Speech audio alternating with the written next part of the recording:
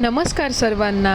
आज वटपौर्णिमा होती, तर त्यासाठी मला खूप काही करायचं होतं. म्हणजे अर्थात मला सणसूद साजरे करायला आवडतातच. त्यामुळे सर्वप्रथम उठल्यानंतर पहिली ॲक्टिव्हिटी असते ती म्हणजे सणासुदी रिलिव्हंट काहीतरी छान अशी रांगोळी काढायची.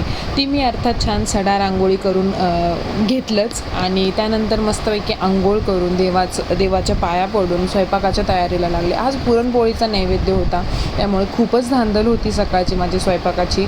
सगळी तयारी करून घेतली. नंतर मग छानपैकी तळण वगैरे करून घेतलं. पुरण वगैरे होतंच होतं.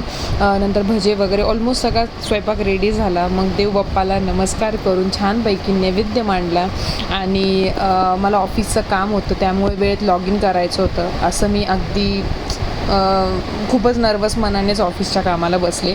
खूप सारे प्रायोरिटी इश्यूज होते आज, पण तरीसुद्धा संध्याकाळी जरा वेळात वेळ काढून छानपैकी तयार होऊन वडाची पूजा करायला मी आणि आई निघालो.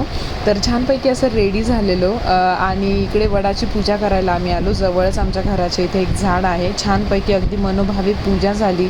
नंतर काही फोटोशूट वगैरे केलं. खूप छान वाटलं मला पूजा करून. दिवसभर इतकं ऑफिसच्या कामाने वैताग आला होता, त्यामुळे पूजा केल्यानंतर जरा बरं वाटलं.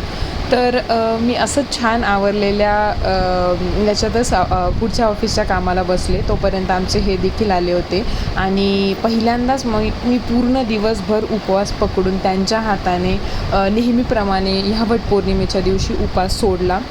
स्वयंपाक अगदी दिवसभर काहीही न खाता दिवसभर उपवास घडला होता आज. आणि छानपैकी संध्याकाळी मस्तपैकी फोटोशूट केलं यांच्यासोबत, अधिष्ठासोबत नखरे करत. आणि नंतर माझं पिल्लू एवढं वैतागलं होतं, त्यामुळे तिला झोपायला घेऊन गेले.